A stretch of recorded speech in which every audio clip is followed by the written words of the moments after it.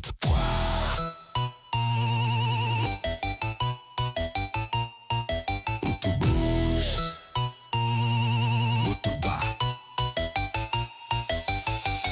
Histoire étale dans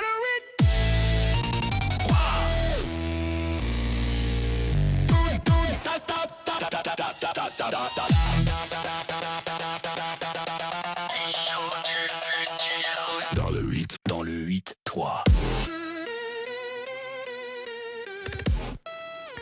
Il y a des rencontres qui vous changent quelque chose à l'intérieur de vous-même. Pas de manière fracassante, non, plutôt comme l'eau qui creuse la roche, doucement, sûrement.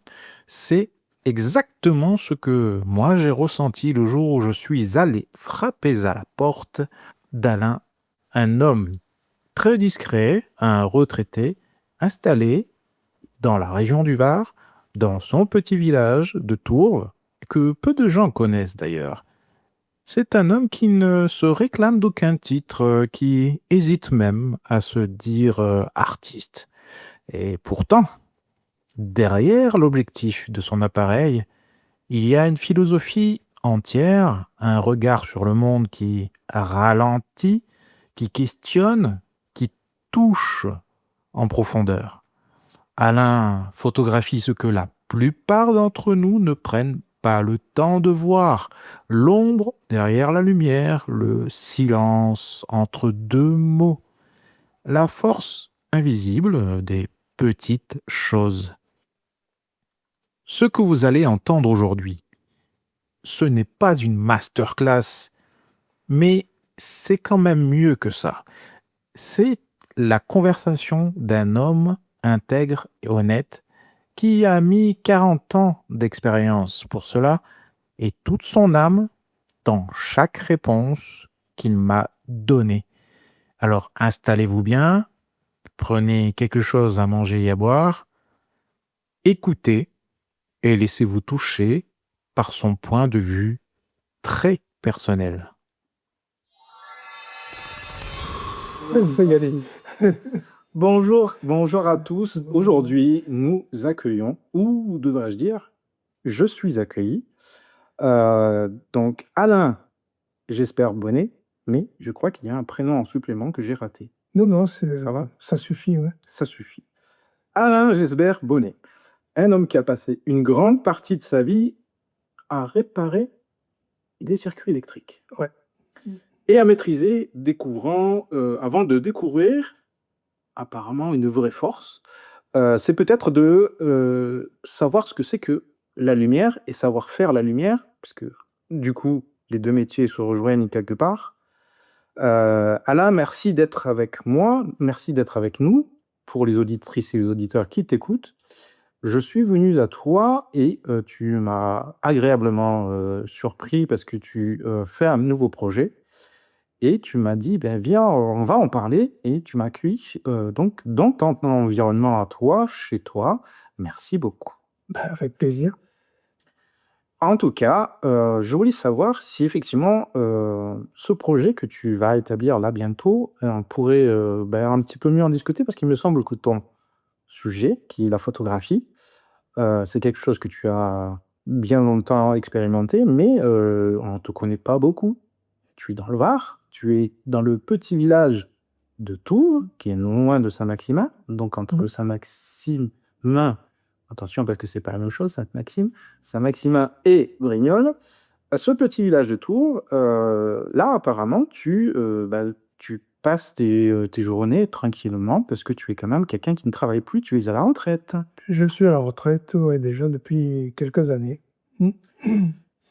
Et est-ce que tu peux nous un petit peu nous présenter ta bio, comme on dit maintenant, hein, ton chemin de vie? Est-ce que tu as été dans cette idée de faire de la photo depuis longtemps? Depuis combien de temps? Est-ce que tu as passé... La photo, oui, ça m'a piqué. J'avais une vingtaine d'années. Donc, en calculant, ça fait déjà 40 quelques années. Et les brouettes. J'avais acheté un appareil argentique à l'époque, parce qu'il y avait que ça. Et puis, quand on démarre dans la vie, on se retrouve très, très rapidement un problème, budgétaire et donc j'ai abandonné la photo pendant, une vingtaine d'années. Donc Jusqu'à l'ère du numérique. voilà, c'est ce que j'allais dire. Ouais. Effectivement. En fait, on est on est parti avec ma femme, au Vietnam. J'ai emporté mon argentique, mon appareil photo et puis, voilà, en «documentant» entre guillemets mon voyage, mon premier voyage, parce que c'était mon premier voyage, au Vietnam. C'est la terre de mes origines. Voilà, le virus m'a ressaisi. Et ensuite, en rentrant, donc j'ai fait développer des photos. On a classé ça. Bon, c'était photos souvenirs quelconques, on va dire, de Monsieur Tout le Monde. Mais le virus, voilà, la fièvre a commencé à grimper. Je suis passé en numérique, avec l'avantage du numérique qui est quand même extraordinaire, c'est qu'on peut expérimenter à loisir. Autant en argentique, j'avais un petit calepin et puis je marquais leur ouverture temps, vitesse temps. Autant en numérique, tout est dedans. Et puis quand on essaie de comprendre, ça facilite beaucoup les choses. Et puis cette faculté de pouvoir expérimenter et se dire si je faisais ça, si je faisais comme ça, si je me mettais là, voilà. Et voilà, j'ai progressé. Je pense avoir progressé. Je suis rentré au club de Tourves, au club photo. Et puis, l'avantage d'un club, c'est qu'on rencontre tout un tas de questions auxquelles on n'avait jamais été confronté. Et pour peu qu'on veuille réfléchir et trouver une solution, du coup, on progresse, je pense, plus vite. On apprend plus de choses, voilà, on résout plus de problèmes. Et ça permet d'emmagasiner des trucs et des astuces dans la tête. Alors on se dit, ouais, mais ça, je m'en servirai jamais parce que je fais pas, c'est pas mon style de photo. Et puis un jour, on se dit, tiens, cette technique-là qui était pour du portrait, on peut très bien s'en servir dans la rue. Et puis lire la lumière, c'est que ce soit du portrait, du paysage ou de la macro, faut savoir lire la lumière. Merci déjà pour ce point de vue. Alors là, sur l'ensemble, tu nous as précisé qu'il y a eu ce passage de l'argentique au numérique. Et au final, dans cette description que tu établis, j'ai senti que tu as choisi de commencer comme ça naturellement par l'argentique parce que c'était l'époque. Mais qu'est-ce qui fait que toi, l'intérêt de la photographie est arrivé? Alors du coup, parce que tu étais quand même déjà en train de travailler normalement, tu faisais ton travail à l'EDF, c'est bien ça? Oui, oui. Et de ce fait, tu as eu une approche qui venait de quelqu'un qui t'a un petit peu inséré dans l'amateurisme de la photographie ou... Non, du tout, du tout, du tout. C'est en fait, si tu veux, et je pense qu'on a dû tous faire cette expérience, c'est que souvent, enfin à l'époque, c'était des diapositives. Dans notre génération, on est tous tombés sur une famille où il fallait se taper 1 h 30 ou 2 heures de projection de diapositives qui étaient des souvenirs très, très personnels et dans lesquels le spectateur a du mal à rentrer. Et quand j'ai vu mes photos, mes premières photos de Vietnam, voilà, c'est un peu le sentiment que j'ai eu. Et j'ai dit, je ne veux pas infliger ça à mon entourage. Donc si quelqu'un veut regarder, il regarde, mais je n'imposerai jamais de dire tiens, viens, on passe la soirée à feuilleter l'album. Voilà. Et c'est pour ça que j'essaye de raconter des histoires qui soient un petit peu plus universelles que du souvenir ou que du selfie devant la grande pagode, moi devant le barrage, moi devant la cascade. J'essaie de raconter quelque chose où où chacun puisse projeter ses propres émotions, ses propres souvenirs pour qu'il s'approprie cette photo-là, quoi. D'accord. C'est pour ça que je réfléchis trop, peut-être. Possiblement, c'est une manière d'être un exutoire, la photographie, à cette réflexion un peu trop intense qui est à l'intérieur de nous, une façon d'exprimer sans les mots. Euh, ouais, mais les mots, ils sont venus cette année, enfin, c'est l'année dernière, ils se sont imposés, ouais. Et est-ce qu'on pourrait dire là sur l'idée que c'est aussi un peu la photographie qui t'a adopté, parce qu'en même temps tu as choisi d'y adhérer, mais est-ce que là t'es pas en train de nous un petit peu nous suggérer qu'il y a comme une sensation où tu es dans un espace particulier que la photographie apporte en fait et que tu es embarqué dans cette philosophie de la photographie un peu plus, pour certains on dirait élitiste, mais peut-être pas, juste un peu plus réfléchi. Ouais, je crois que j'ai la peur d'ennuyer les gens, ouais. C'est pareil là. Donc, effectivement, je réfléchis beaucoup trop, ouais. Et alors, si tu as eu l'occasion de faire beaucoup de photographie, tu as eu sûrement l'occasion de faire des expositions à titre personnel, associatif ou dans des organismes. Oui, alors la date, je sais plus. Mais la première, ça a été une exposition collective, on va dire, à Cavalère, avec un groupe de photographes ça s'était aggloméré sous forme d'un collectif.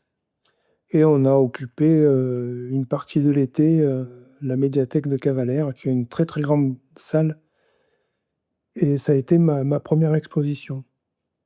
Tu as eu quel sentiment? Tu te souviens peut-être un peu de stress et de. Oui, le stress, c'est sûr. Le sentiment de ne pas être à ma place, oui, ça c'est certain. Euh, Et dans l'idée de ne pas être à ta place, je le questionne parce que quand même, c'est la photo qui te dit, bah, installe-toi, tu es à ta place. Mais au regard des autres photographes, tu as quand même ce regard-là différemment de toi-même, en fait. non, c'est... je sais pas comment expliquer ça. C'est... oh, oh, voilà, c'est pas moi qui... Enfin, quand on m'a demandé de rentrer dans ce collectif, on m'a demandé de proposer une série de photos. Et comme c'est un peu ma marotte, j'essaye toujours de travailler dans une série parce que j'ai l'impression de... Une photo réussie, c'est à la portée de pratiquement tout le monde maintenant, entre les appareils qui font de la mise au point, les automatismes. Bon, un coup de chance, ça peut arriver. Et quand on commence à travailler sur une série, ça veut dire que on a été capable de sélectionner, de faire un cheminement, d'avoir sans être prétentieux, une pensée de cohésion et de se placer non plus en tant que photographe, mais en tant que spectateur. Est-ce que ça c'est lisible? Est-ce que voilà? Et, et c'était ma première expérience. Donc déjà, j'ai été surpris d'être sélectionné par le collectif. Bon, après, on a fait l'exposition où le retour des visiteurs a été très, très touchant. Et tu as un petit souvenir de quelqu'un qui particulièrement qui t'a exprimé son émotion par rapport à ce que tu as fait? Alors. Plein, j'en ai pas, parce qu'à l'époque, on faisait encore des livres d'or. Et il y a plein de témoignages d'enfants voilà, qui laissaient des petits mots, des petits cœurs, des petites fleurs, des trucs voilà, touchants. Moi, c'est pas des... L'emphase, ça me touche pas. Je suis plus touché par ces petits gestes-là. Et donc, finalement, là, tu m'indiques que tu collabores avec des associations. Tu fais partie de quelle association ici?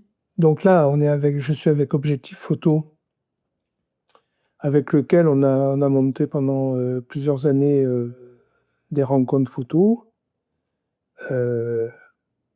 après la présidence et le Covid a fait que, bon, il y a eu chamboulement. Puis après, c'est très difficile de remettre sur rail quelque chose qui tournait. Quand il y a une interruption, il y a de grosses interruptions et c'est très compliqué de remettre en place. Et après, je suis aussi avec les clichés de l'aventure.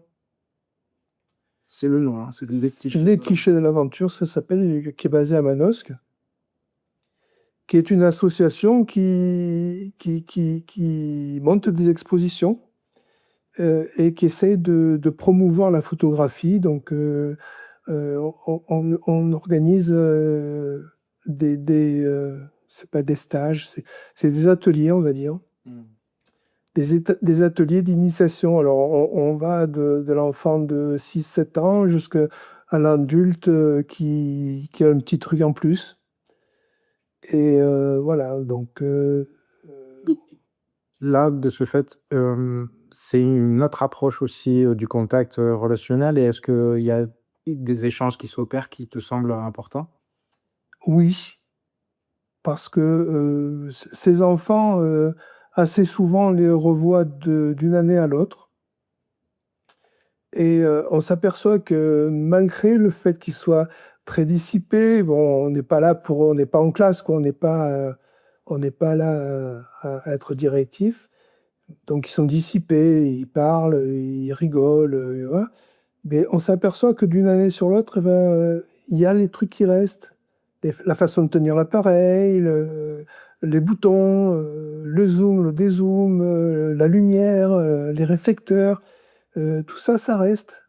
Et puis quand il y a un adulte qui est dans son monde et on cherche une clé, quelquefois on la trouve et ça c'est... De ce fait, tu es en train aussi d'expliquer là que par rapport au monde actuel qui est toujours à faire des choses trop vite, penser qu'à soi-même, à sortir le côté égoïste un petit peu trop fort, c'est aussi important d'avoir ces liens au travers des associations de manière générale. Et est-ce que tu penses que du coup la photographie c'est aussi une autre approche qui montre que il n'y a pas que l'égoïsme dans la vie? Dans mon livre, j'ai un passage où je raconte que la photo, en fait, c'est une clé qui permet d'accéder un peu plus facilement à l'autre. Il y a des clowns qui font le pitre. Il y a des journalistes qui en font des tonnes. Et puis voilà, moi, c'est ma façon de dire tu es quelqu'un d'important, je te regarde. Et voilà.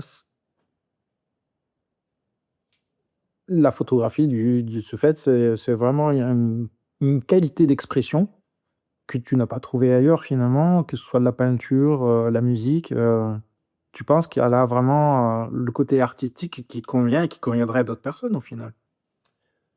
Je ne sais pas si je suis artiste. Je ne me classerai pas artiste. Mais ouais, j'ai besoin de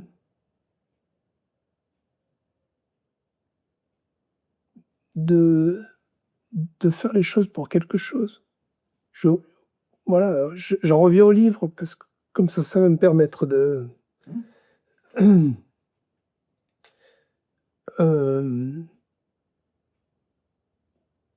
oui, c'est ma clé, c'est ma façon de dire, voilà, j'ai perdu mon idée. Reprenons par exemple dans l'idée de ton livre. D'ailleurs, on va peut-être rappeler l'intitulé. Il s'appelle Fort Fort comme l'eau. comme l'eau. Fort F-O-R-T. Oui. Et alors, beaucoup de personnes qui, au premier regard, vont passer sur ton annonce de publication, est-ce que ça va les interpeller ou est-ce qu'ils vont simplement penser que c'est des simples photos de rivières et de vagues? Ou est-ce que tu nous dis que l'eau, c'est aussi une métaphore dans laquelle il faut un petit peu s'intéresser à autre chose? Et pourquoi avoir choisi ce titre, d'ailleurs? Est-ce que, du coup, il y a pour toi une volonté de dire n'allez pas que regarder le titre, allez voir derrière parce qu'il y a autre chose. Ouais, je pense que il y a beaucoup de... Oui, déjà, allez voir le mec qui est caché derrière l'objectif. Non, je plaisante. Non, non, fort comme l'eau, c'est parce que c'est quand même un élément, on ne veut pas dire qu'il est capable de tout, mais bon, il est capable d'être dans un incendie, il est capable de prendre la forme d'une bouteille, il est capable de rencontrer des rochers, et puis ben, il les contourne, et puis si ça suffit pas, il va le percer. C'est un truc qui est tout mou, qui est tout insignifiant, que même plus personne ne fait attention, et pourtant, sans eau, il n'y aurait pas de vie, quoi. Si joliment dit, effectivement. Donc, si j'essaie de rebondir un peu sur ça, c'est que tu nous expliques que là, l'eau a une force invisible, là, vraiment, derrière tout ça. Invisible et visible, parce que quand ça corrode le meilleur acier qu'on a fabriqué, c'est visible. Non, mais dans le sens où notre vie, avec un grand V, elle est basée sur des petits riens, quoi. Oui. Donc, en fait, par rapport aux habituelles personnes qui font des clichés à tout va et qui veulent des images spectaculaires, des paysages époustouflants, là, du coup, tu proposes vraiment une autre approche qui est de montrer un petit peu avec courage, parce que c'est pas évident, hein, de dire, voilà, je vais pas aller dans le sens où tout le monde va. Il faut s'intéresser à autre chose que du gros démonstratif. Les choses peut-être plus discrètes, presque invisibles, sont parfois plus intéressantes encore. Je dirais pas qu'il faut. C'est ma façon, moi, de regarder le monde. Euh, parce que je me dis que la tour Eiffel, ben, elle a été photographiée sur tous les angles. Est-ce que ça vaut le coup que je prenne le TGV, traverser la France, me foutre devant la tour Eiffel, faire un selfie pour dire j'y étais? Oui, moi je sais que j'y étais. Et j'ai pas besoin de dire aux autres voilà, j'y étais. C'est moi, c'est pas une obligation. Chacun ressent comment il fait son chemin. Juste, voilà, j'ai pas envie que celui qui regarde ma photo, ben, il voit une énième tour Eiffel. Ou un autre. Parce que voilà, c'est fait de publicité pour les Parisiens.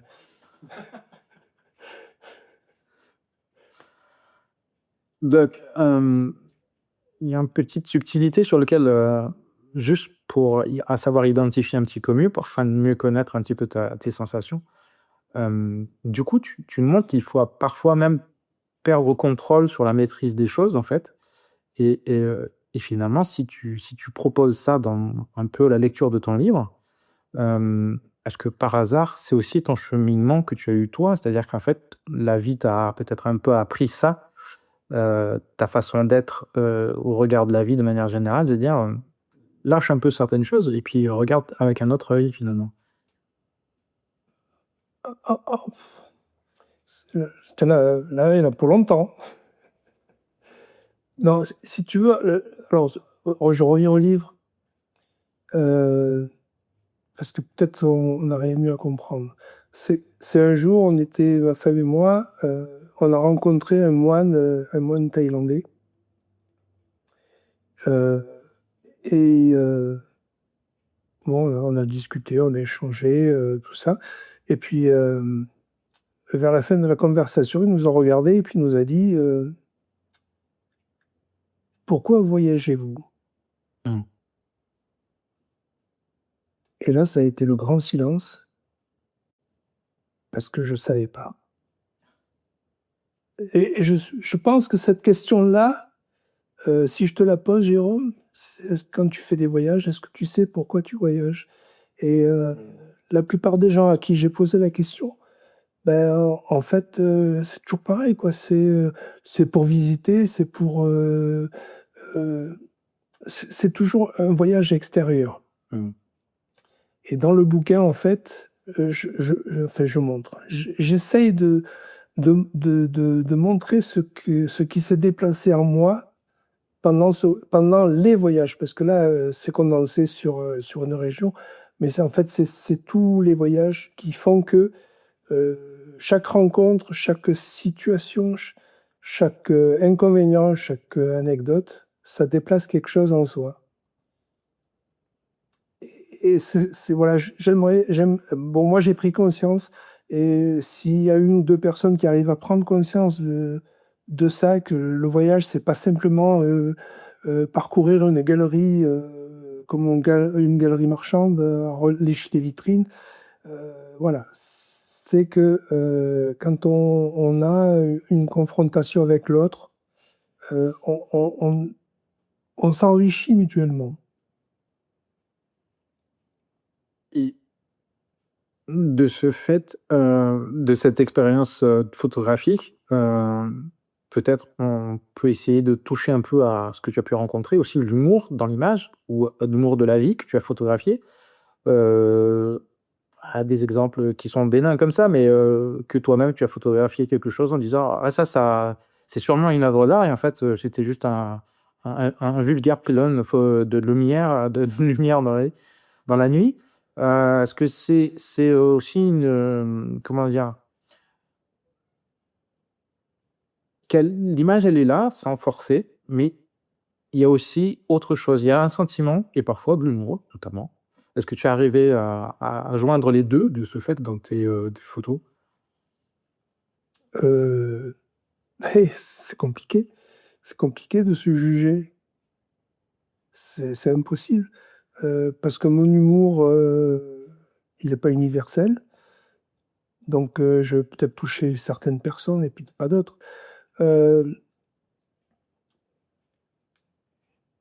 Ouais, j'essaie, voilà, c'est ça, j'essaie de faire des photos dans lesquelles on puisse au moins lire une histoire.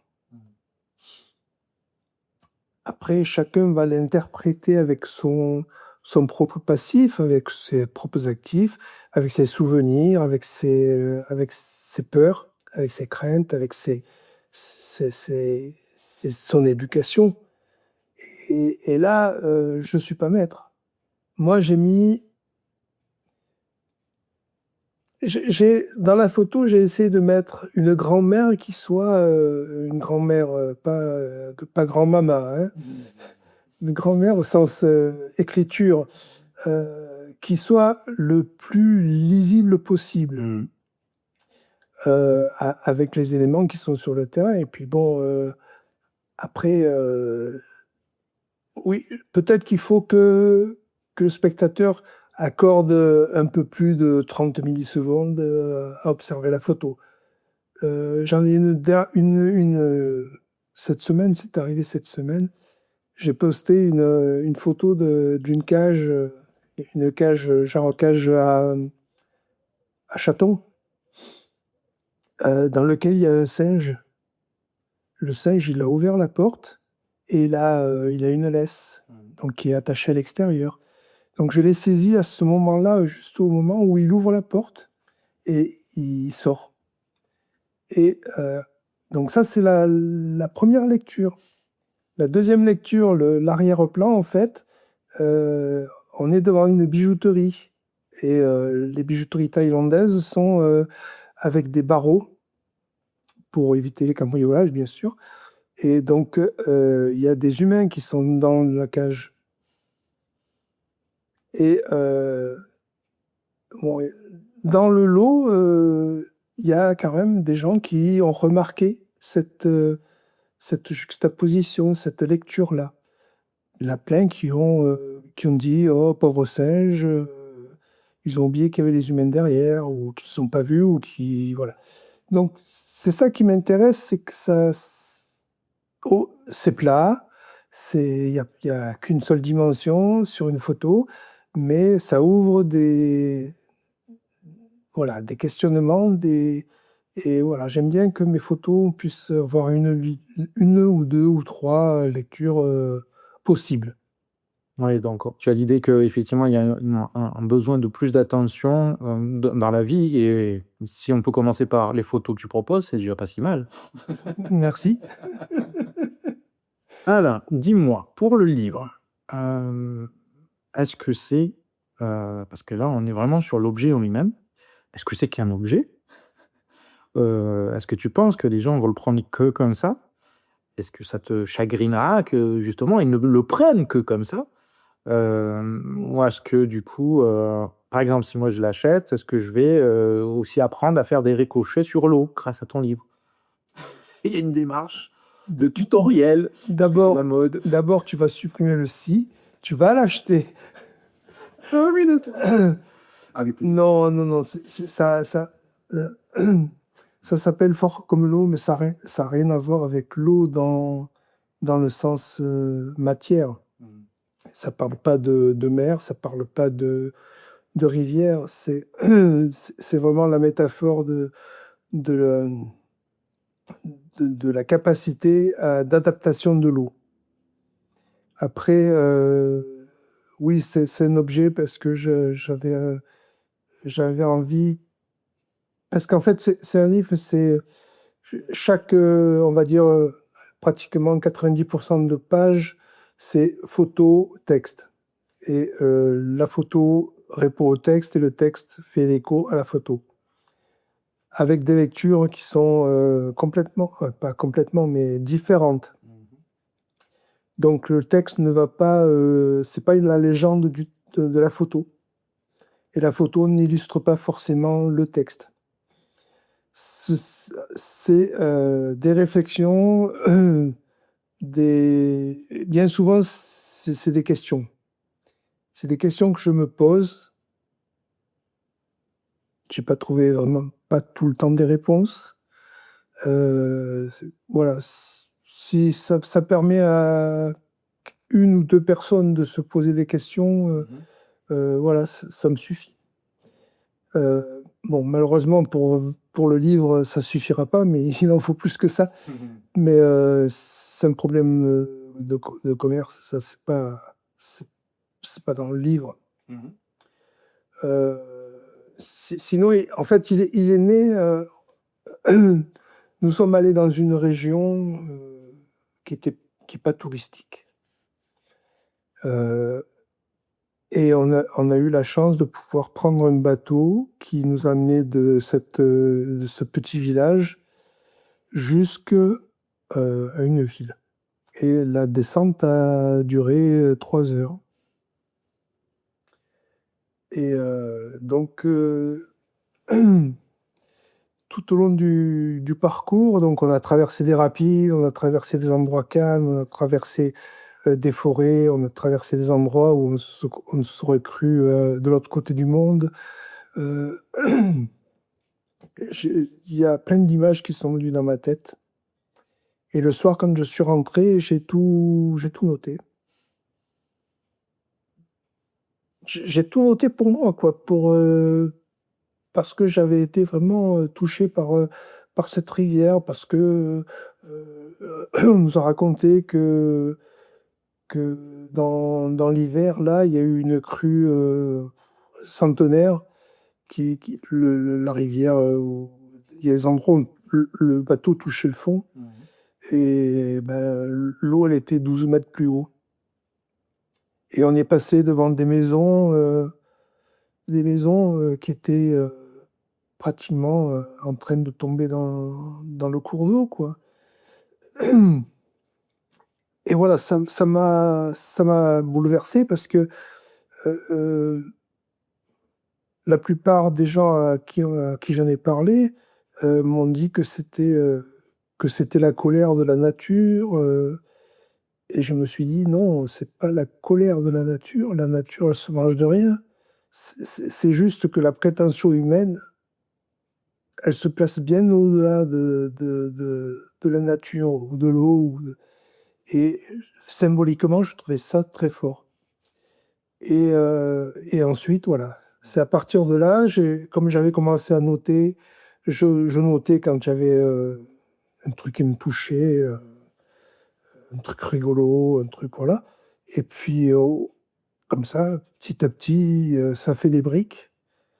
Et puis, on s'aperçoit qu'il y a un fil narratif qui se dessine sur l'ensemble de ces anecdotes. Elles ne sont pas chronologiques, mais voilà, je me suis aperçu que je parlais de déplacement intérieur et non pas de déplacement extérieur, alors que j'étais en train de me déplacer. Et je trouvais cet angle-là, voilà, je ne l'avais pas encore vu. Ça m'a amusé. Ça m'a permis de clarifier des choses dans ma tête. Et puis voilà, donc ces petites briques-là ont fait ce livre. Et l'avantage, c'est qu'on peut le prendre et puis l'ouvrir et puis lire une page et puis le refermer et l'histoire, elle est finie. La question est toujours là. Et tu prends le livre le lendemain, tu ouvres une autre page et puis tu auras une histoire. Quelquefois, elle est amusante, quelquefois, elle est touchante, quelquefois, elle remue. Et à la fin, bien souvent, tu te retrouves face à une question et une question que je me pose, voilà. Alors, dis-moi pourquoi tu fais le choix, peut-être tout à fait naturel, parce que tu es quand même presque celui qui est de l'école classique, on va dire, parce que c'est l'argentique. Pourquoi tu as fait le choix d'un livre papier et de ce fait, Justement parce que je pense que c'est l'objet qui va faire que tu vas l'avoir là, comme ça, sur le coin de la table, et l'ouvrir au hasard, et voilà, et lire un truc qui va te sortir de ton monde, j'espère, qui va, voilà, qui va peut-être t'émouvoir un petit peu, te faire sourire. Tu le refermes, et puis voilà, 2 jours après. Ça, c'est pas possible en dématérialisé. Je crois que dans une liseuse, on peut pas ouvrir une page au hasard. On peut pas feuilleter de la dernière page vers la première. On peut pas se laisser émouvoir par cette espèce d'éventail là. Et on voit les couleurs qui surgissent comme ça. Et ça, je trouve que c'est beau, quoi. C'est ce petit geste de rien. Bon. Et voilà, moi, ça me touche. Donc, de ce fait, là, tu as fait un choix d'aller faire une publication avec une aide communautaire, Oui, gens que tu ne connais pas, et tu as choisi la plateforme Ulule. c'est ça, ouais. Le projet Ulule, c'est, donc je rappelle, pour financer un livre de manière générale et d'autres projets, mais c'est aussi pour valider une idée, finalement, que l'invisible a donc de la valeur. Oui, c'est parce que bon, pour avoir un prix correct, il faut en tirer un certain nombre. On est tous au même point. Voilà, j'ai pas encore gagné à l'euro-million ni au loto.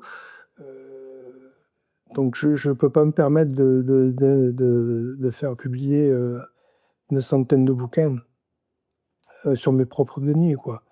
Ça serait pas raisonnable. Et puis, c'est mon premier livre. C'est, quand je l'ai écrit, je trouvais ça tellement atypique, tellement, ouais, hors convention, que je me suis demandé s'il y avait un public. Et donc voilà, je me suis dit, après je suis tombé sur un article par hasard, ou par chance, ou c'est peut-être pas du hasard. Enfin bon, voilà, un truc, une publicité Ulule qui expliquait que ça servait à faire un financement participatif sur un projet quelconque. Et puis voilà, je me suis un peu penché dessus. Et ben, j'ai dit oui, c'est peut-être une solution. Parce que celui qui précommande, il perd rien. Je ne perds rien. Et tout le monde est gagnant. Si on est suffisamment nombreux, ben, ça se fait. Et puis si par malheur ça se fait pas, ben, c'est que ça va pas se faire, quoi. Mais personne perd de plume. Et à la fin, pour ceux qui l'ont acheté, il y a comme une sorte de petit compagnon de poche, parce que on ne sait pas quel est le format que. Ce sera un format A4, Mhm. donc déjà pas mal pour les photos. Voilà, j'ai fait une mise en page qui est assez aérée, qui, d'après moi, est facile à lire comme ça. Peut-être avec un peu plus d'attention si on veut vraiment. Mais les premiers lecteurs m'ont tous dit qu'ils avaient été touchés et émus par le texte et par les images. Peut-être que je tapais juste. Allez, faisons un petit exercice en jouant un peu. Est-ce que tu veux, par exemple, bien essayer de me donner, si ce livre, donc tu le transformais en tant que personne, tu lui donnes une image de personne, comment pourrais-tu décrire ce livre? Ou comment pourrais-tu décrire cette personne? Je te donne un exemple. Est-ce que ce serait, ce livre-là, la représentation d'un vieux sage qui fume sa pipe en train de regarder un nuage passer, par exemple, ou bien c'est simplement un enfant qui court après une bulle de savon, par exemple? C'est un vieux sage qui fume pas et qui court après la bulle de savon. Non, oui, l'idée du sage, mais ce qui m'embête, le sage, c'est qu'on associe ça à des enseignements, des obligations à penser comme je suis sage, donc voilà. Ça me gêne. Assis devant le nuage et à se demander pourquoi le nuage a cette forme et pourquoi il va dans ce sens et pourquoi il est blanc ou gris ou orageux, ce serait plus ça. Ouais, j'essaye de répondre à la question première du livre. Pourquoi voyagez-vous? J'essaye de répondre à cette question tout au long du bouquin. Et en conclusion, si tu veux, je me dis que je voyage dans un pays, non pas pour dire j'ai fait ce pays, mais ce pays m'a fait. Voilà, tu as les premiers mots et tu as les derniers mots du bouquin. On a fait la boucle. Et alors, peut-on avoir quelque chose qui pourrait convaincre encore ceux qui sont hésitants, hein, parce qu'il y a sûrement des gens qui ont envie d'essayer. Qu'est-ce qui fait qu'ils vont sauter le pas et faire l'achat, d'après toi? Ou de t'accompagner dans leur projet, de le publier, de le recevoir chez eux, parce qu'ils vont le recevoir chez eux, j'ai mis à pas pris directement à la poste. Ils ont une confirmation par email parce qu'effectivement, ils doivent quand même contribuer via le. Et tout s'est fait de manière tout à fait simple, efficace, reçu à la maison, chez soi, un cadeau. Voilà, soit c'est envoi postal, soit c'est à retirer ici à Tours. À Tours, donc directement, tout Ouais, contactant oui, toi oui, par parce que le biais de... comme ça, on aura un échange, on fera discuter, on fera. Ben, pourquoi pas? Et non, convaincre les gens,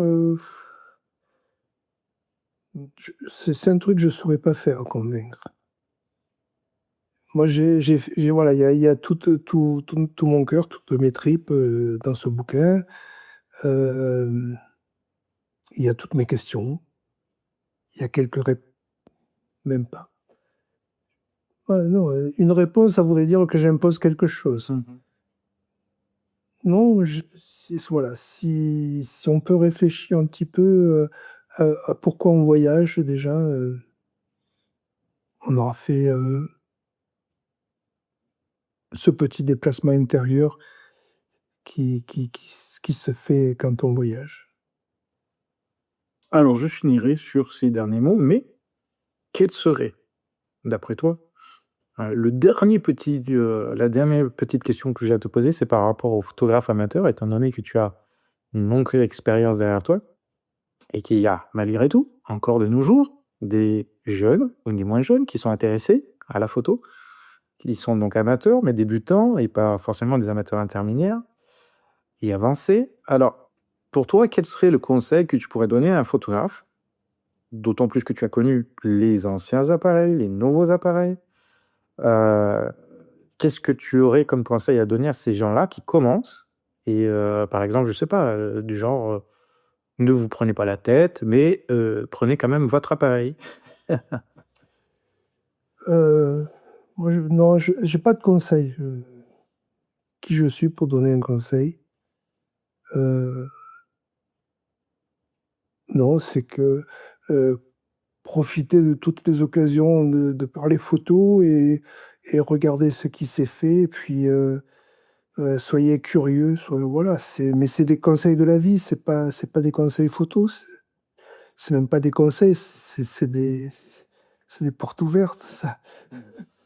Eh bien, merci Alain, merci Gourtou. Voilà, vous venez d'entendre Alain.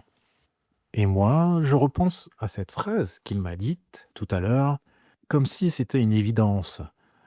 Je ne voyage pas pour faire un pays. Je voyage pour que ce pays me fasse. C'est ça. C'est Alain. Un homme qui regarde le monde autrement, qui photographie, qui écrit pour poser des questions, pas pour imposer des réponses. Et justement, il a un projet entre les mains, un livre, un vrai, du papier, avec des photos et des mots, qui se répondent sans se raconter. Ça s'appelle Fort comme l'eau. Et ça vous ressemble, ça nous ressemble, j'en suis convaincu. Ce livre existe, si vous le décidez, il restera une quinzaine de jours pour rejoindre ce financement participatif sur la plateforme Ulule. Le lien est dans la description de cet épisode. Précommandez, soutenez-le et recevez l'objet chez vous. Parce que certaines choses méritent d'exister sur papier et ce livre-là en fait partie. Merci à vous d'avoir écouté et merci à toi Alain. À très bientôt pour un prochain podcast.